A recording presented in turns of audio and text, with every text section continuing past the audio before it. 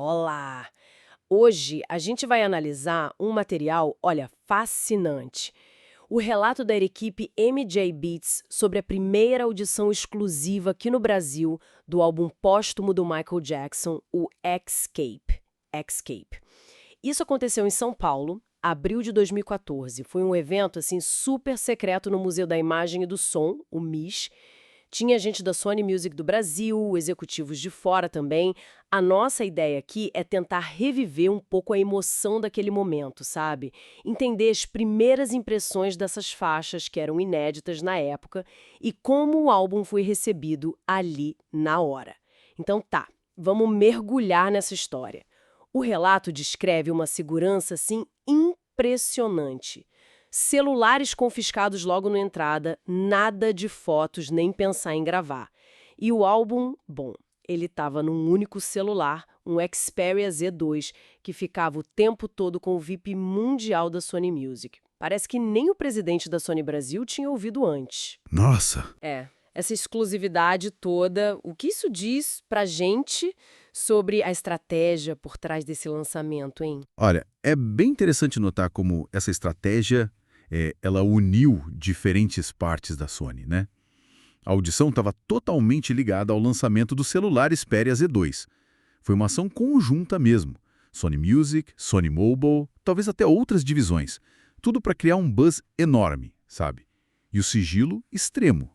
Isso só alimentava a expectativa, transformava a audição numa experiência premium quase mítica.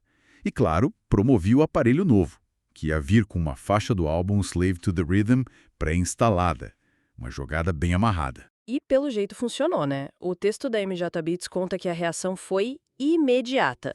Assim que Love Never Felt So Good começou a tocar, pronto, a sala inteira vibrou.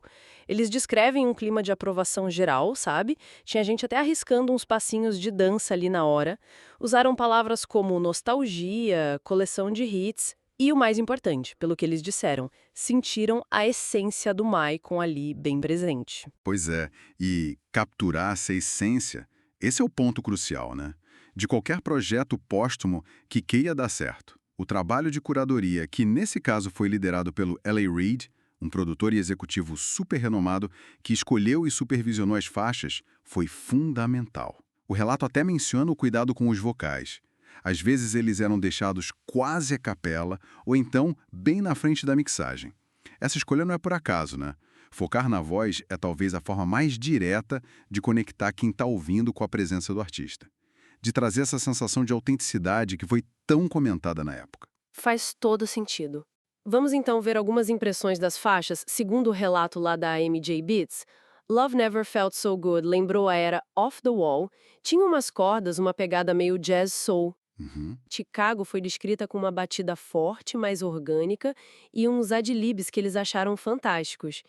Já em A Points With No Name, eles notaram que a voz estava mais destacada do que na versão que tinha vazado antes, e tinha uma batida no início que lembrava The Way You Make Me Feel. Interessante essa comparação. É. Slave to the Rhythm começava com um som de correntes e tinha aqueles momentos de vocal quase sozinho, que você comentou. Sim, marcante isso. Aí tinha Do You Know Where Your Children Are, com um ritmo mais eletrônico, som de relógio, e um final com surpresa, um falso término que enganou todo mundo. E a faixa que dá nome ao álbum, Escape. Escape.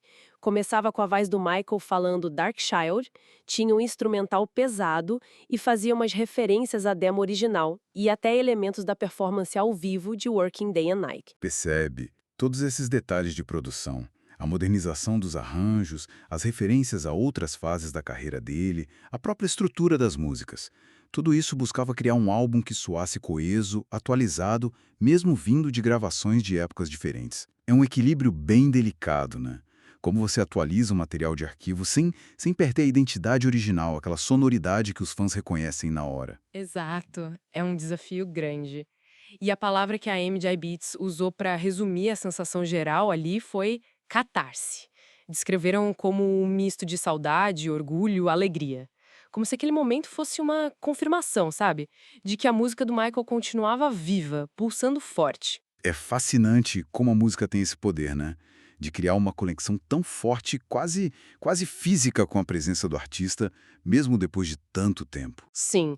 Então, para resumir a experiência que eles descreveram, para quem estava naquela audição, o Escape não foi só um álbum novo.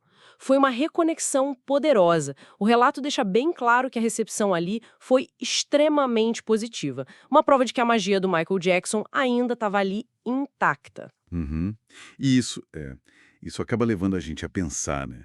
De que forma esses álbuns póstumos, como o Escape, quando são cuidadosamente produzidos, curados e apresentados ao público, como isso impacta não só o sucesso comercial, mas a própria percepção do legado contínuo do artista e a forma como ele é sentido pelos fãs anos depois da ausência dele. Fica aí a reflexão.